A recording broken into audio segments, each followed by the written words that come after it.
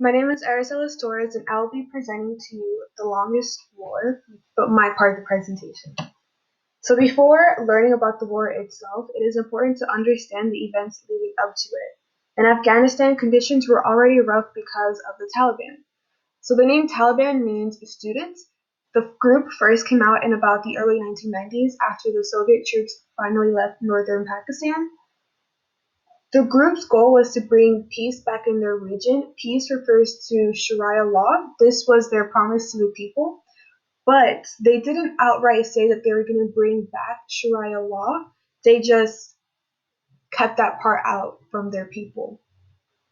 Things escalated quickly with terrorist attacks occurring constantly in different regions of Afghanistan.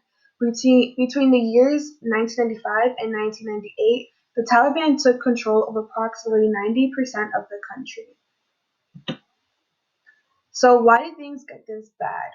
It can be easy to blame the Afghan people for allowing the Taliban to take over, but not many people know why the group was so trusted in the first place. Before the attacks began, Afghanistan was under control by the Soviet Union. Once the troops were driven out, the Taliban got rid of corruption. They also made it safe for the Afghans to trade on the streets. This does not mean that the Taliban were good people. Some may hear that they got rid of corruption and think, but weren't they corrupted themselves? Yes, the Taliban was corrupted, but that is because they believed in Islamic punishments. They were smart and they knew that they needed the people's trust in order for them to implement their plans. So, what is Islamic law?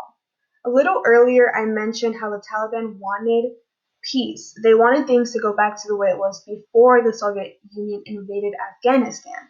So, Islamic law is based on religious principles, most known as Sharia law.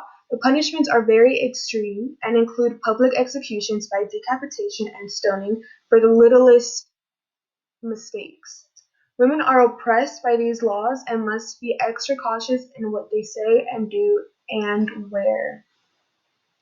So this video goes more in depth about what the laws are and the interpretations of those laws. Sharia law. We've been hearing about this all over the place lately. It's a tentpole of the Taliban, and it's what ISIS wants for Iraq and Syria. It's also used in the legal systems of the United Arab Emirates. But obviously, those are very different groups and situations. So what is Sharia law? Well, there's no set list of things that are or are not Sharia law. In Arabic, Sharia is roughly translated to path to the watering hole. It refers to a system meant to control aspects of its followers' lives.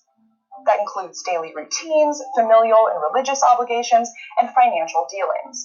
It prescribes punishments, but those punishments don't necessarily have to be draconian or harsh. If the particular sect of Islam that wrote those Sharia laws is more focused on loose interpretations of the Quran, then they wouldn't include things like stoning or amputation.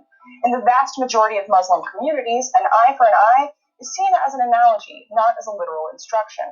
But extremist groups like ISIS and the Taliban have a more literal interpretation of the Quran and other teachings, so their version of Sharia law includes things like stoning and the oppression of women. Like with all laws, it comes down to who is making the law and how they're enforcing it.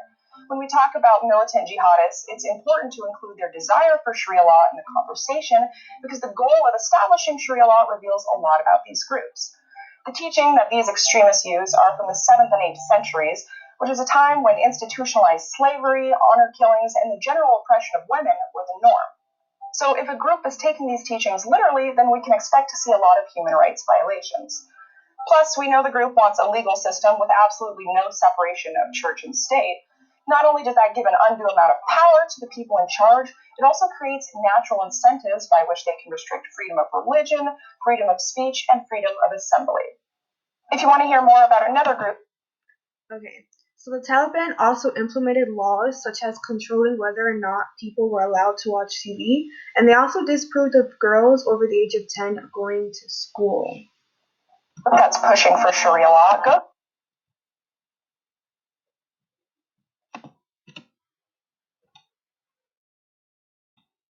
Okay, my bad. So between 1979 and 1989, the Soviet was still in Afghanistan. People at the Taliban wanted them out.